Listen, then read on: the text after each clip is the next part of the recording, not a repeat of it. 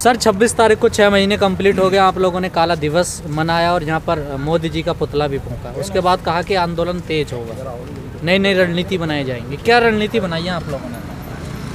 देखो, 6 महीने पूरे होने पर पूरे देश के अंदर प्रधानमंत्री के पुतले फूके। खाली गाजीपुर पे ही नहीं, सभी मोर्चों पर पहली बार पूरे हिंदुस्तान के गांवों के अंदर पुतले फूके।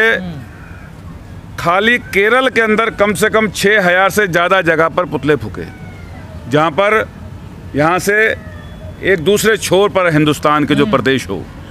तो ये पहली बार लोगों के अंदर जो आक्रोश है, जो मीटर लगाकर सरकार देखना चाहती है बार बार कि कितना करंट है, वो करंट किसान के अंदर अभी उससे कई गुना ज़्यादा है जो पहले था। ये 26 तारीख को सरकार को पता लग गया। पर चड्ढोनी जी कह रहे हैं यूपी के किसानों का करंट तो खत्म हो गया। नहीं, ऐसा नहीं कहा उन्होंने करंट खत्म हो गया। आप बात को आप ना, नहीं, ये बात आप घुमा रहे हैं। किसानों ने बोला, नहीं, उन्होंने कहा कि यूपी बड़ा प्रदेश है। उत्तर प्रदेश में हमने हरियाणा के अंदर किया, पंजाब में किया। उत्तर प्रदेश बड़ा प्रदेश है। अगर उत्तर प्रदेश में भी इसी तरह और आंदोलन तेज होगा तो सरकार हिलेगी। ये उनका कहने का मतलब था। ये नहीं है कि उत्तर प्रदेश नहीं कर रहा, उन्होंने ऐसा नहीं कहा। और उत्तर प्रदेश पहले दिन से कर रहा है, लेकिन हरियाणा की तासीर आंदोलन की अलग अलग प्रदेशों की अलग अलग होती है। हरियाणा की तासीर दूसरी है, वहाँ का नेचर दूसरा है आंदोलन करने का। हमारे यहाँ के अलग परिस्थितियाँ हैं, अलग तरीका है। तो यहाँ उत्तर प्रदेश और उत्तराखंड पीछे कहाँ हैं? 28 तारीख को अगर ये गाजीपुर मोर्चा नहीं रुकता तो क्या उम्मीद करते हैं कि बाकी मोर्चे रुकने की उम्मीद थी? 28 तारीख को यहीं पे इसी जगह पर हम थे, जब पूरे हिंदुस्तान ही नहीं दुनिया की निगाह इस गाजीपुर मोर्चे पर थी और यहाँ पे हम चंद लोग खड़े थे, लेकिन फिर भी हिम्मत नहीं हारी। तो वो गाजीपुर हिंदुस्तान में, उत्तर प्रदेश में नहीं है, उत्तर प्रदेश का हिस्सा है। हिम्मत तो हार गए आप लोगों, तो परिस्थितियाँ ऐसी बन गई। क्या टिकैत साहब नीचे से ऊपर गिरफ्तारी देने नहीं आए थे कि मेरे लोगों को जाने दो? नहीं, तो फिर वो टिकैत साहब भी वहीं कहीं यहाँ नहीं थे मोर्चे पर जब उन्होंने कहा था कि मेरी छाती पे गोली चलेगी। वही तो मैं कह रहा हूँ, परिस्थितियाँ बदल। तो ये आंदोलन में परिस्थितियाँ बदलती हैं, ये एक रणनीति का हिस्सा होता है। हम कहते कुछ हैं, करते कुछ हैं। हो सकता है ये भी हमारा रणनीति का हिस्सा होगा, हम गिरफ्तारी देंगे। हमने प्रशासन को जो है गुमराह चकमा दिया हो, ये आपने कैसे कह दिया कि हम गिरफ्तारी देने आए थे? ये सब ये आंदोलन, ये सब आंदोलन की रणनीति है। आंदोलन के अंदर क्या क्या कहा जाए और किया क्या जाए, ये सब अलग अलग चीजें हैं। आज आपको नहीं लगता 6 महीने कंप्लीट हो गए, 7वें महीने में आंदोलन चलने लगा जी? अब किसान नेताओं को रणनीति बदलने की जरूरत है, क्योंकि सरकार पे असर नहीं पड़ा कोई भी। नहीं, ये कैसे कह दिया असर नहीं पड़ा? ये NH पे आप 1 मिनट गाड़ी करो तो 2500 रुपये 2000 रुपये जुर्माना है, जिसे 6 महीने हो गए बंद कर दिया। दिल्ली की चारों दिशाओं से 4 बड़ी सड़कें बंद करना ये क्या छोटी चीज़ है? आप जो है नेगेटिव चीज करते हो, पॉजिटिव को क्यों नहीं सोचते? हमेशा पॉजिटिव, मतलब ये सबसे बड़ी चीज है। आपकी कामयाबी है साहब। आप क्यों नहीं कामयाबी है? कामयाबी नहीं थी तो कोई हिसार के अंदर सरकार को लिए दर्ज मुकदमे और जो नुकसान हुआ सरकार का वो वापस लेना पड़ा और ट्रैक्टर तक सही करा के देने पड़े। ये दबाव नहीं भी लिए, फिर 2 दिन बाद फिर मुकदमे दर्ज कर दिए। अब क्या गारंटी है कि अब नहीं करेगी प्रशासन मुकदमे दर्ज? नहीं, हिसार में वापस लेने पड़े सर। पहले उन्होंने कहा जब आपका समझौता हुआ कि हम वापस लेते हैं, जिस दिन वो परिस्थिति बनी, हाँ बनी, ठीक है, सरकार फिर मुकदमे दर्ज कर दिए। लेकिन 24 तारीख को वापस आना पड़ा। तो हाँ, वही तो मैं कह रहा हूँ, सरकार ने 1200 वाला कट्टा 2400 का कर दिया।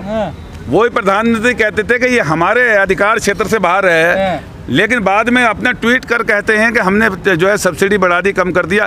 क्यों कर दिया? कामयाबी मानने DAP का जो कट्टा कम हो गया। ये सरकार के किसानों का दबाव है, ये किसानों की एकता का है कि सरकार को। किसानों से जब मोदी जी ने उसका ऐलान करा, ट्वीट करा, हमने पूछा, उन्होंने कहा अब तो हमें जरूरत ही नहीं है DAP की, हमारी ईख की बुआई वो हो गई, तो रेट बढ़ जाए।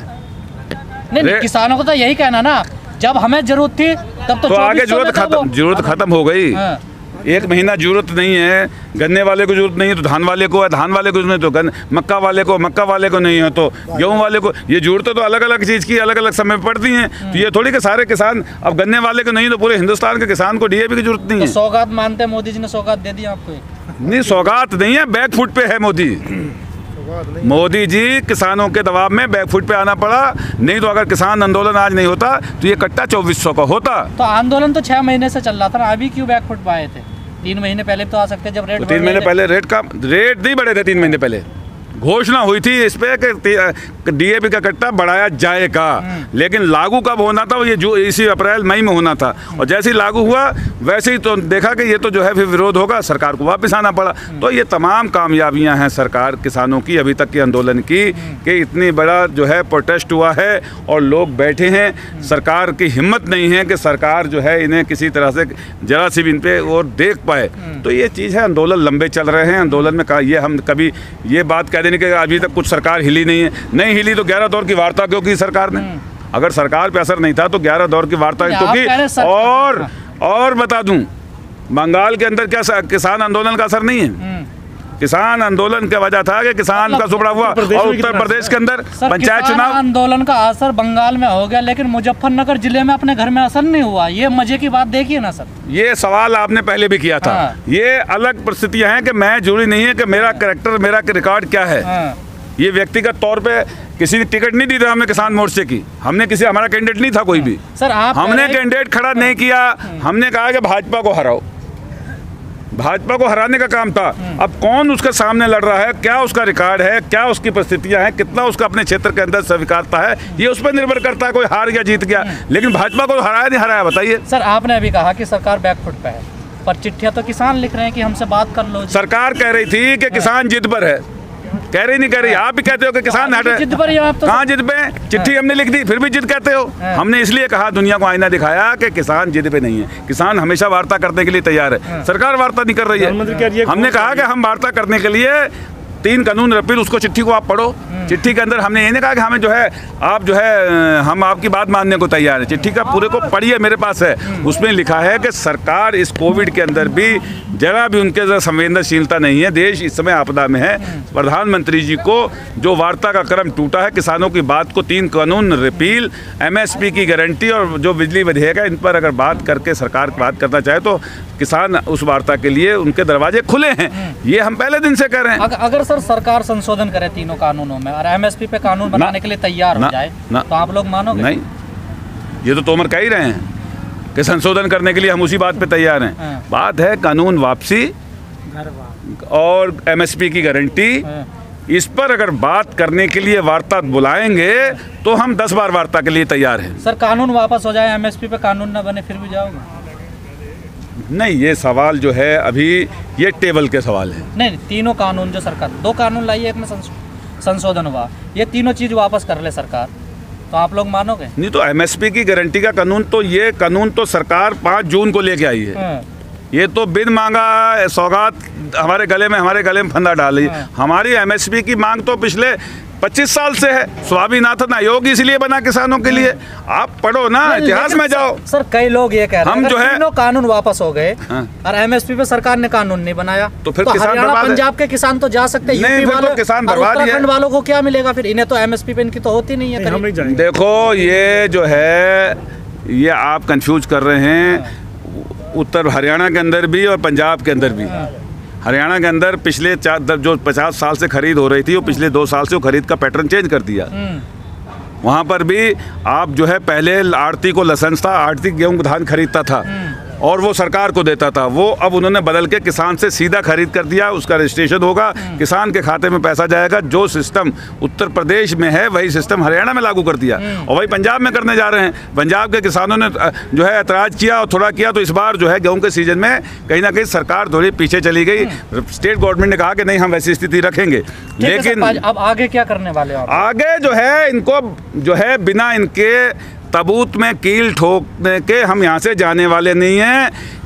ये किसान का आंदोलन इस सदी का सबसे बड़ा आंदोलन है और ये आर पार की लड़ाई है, ये रोज रोज होगी नहीं। अब जो है इसे किसी किनारे लगा के जाएंगे। अब तेज हो रहा धीरे धीरे आंदोलन। बीच में कोविड आ गया था, धान की कटाई आ गई, चुनाव आ गया, सरकार ने कुछ भी कर दिया। इतिहास बनाओगे, इतिहास बन के जाओगे? देखो, आंदोलन से इतिहास बनता है और इतिहास से आंदोलन होते हैं पढ़ के। अगर इतिहास नहीं पढ़ेंगे तो आंदोलन नहीं कर सकते, और अगर आंदोलन नहीं करेंगे तो इतिहास नहीं बनेंगे। ये दोनों एक दूसरे के पूरक हैं। इतिहास से सीख लेनी चाहिए और आंदोलन करने चाहिए, और आंदोलनों से नए इतिहास बनते हैं। ये इतिहास नहीं बन रहा तो क्या बन रहा है? यहाँ खड़े हैं, ये भी इतिहास है। ये यहाँ खड़े हैं, ये भी इतिहास है। ये दर्ज होगा इतिहास के अंदर। एक एक दिन, एक एक घटना इस आंदोलन की हिंदुस्तान के नहीं दुनिया के इतिहास में दर्ज हो रही है।